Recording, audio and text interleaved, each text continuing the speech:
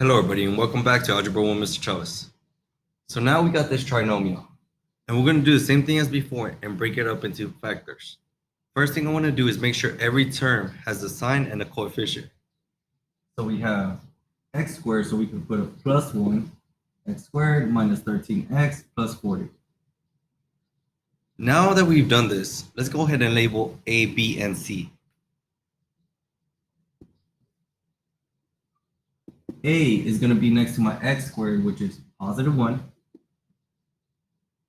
B is going to be next to my x, so it's negative 13. And C is going to be my constant, which is positive 4. Now that we labeled our A, B, and C, we're going to go ahead and set up our table. So we have A times C on the left side and B on the right side. So all I'm going to do is substitute. So A is positive 1. So positive 1 times C is positive 40. So plus 40. And B is going to be negative 13. So positive 1 times positive 40 gives you positive 40.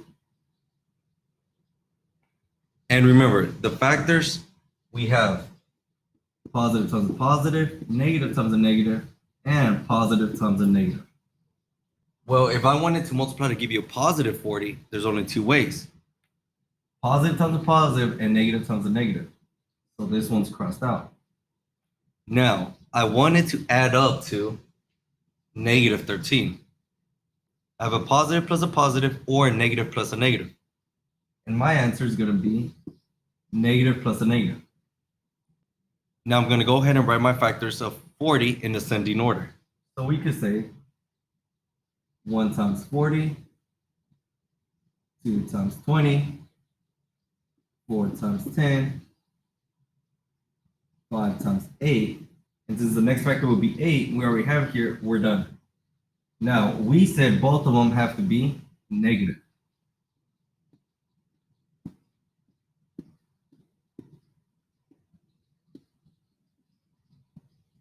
All right, negative 1 plus negative 40 gives you negative 41. Negative 2 plus negative 20 gives you negative 22.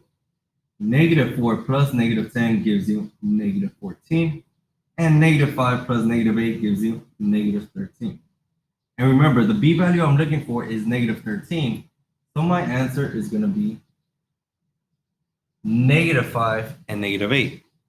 So I'm going to set up my binomials. I have x, x. And the first one's going to be negative 5. Second one's going to be negative 8. So we just factored out a trinomial where B is negative and C is positive. So remember, when B is negative and C is positive, both of the numbers in the binomials are going to be negative. If you have any questions, please let me know.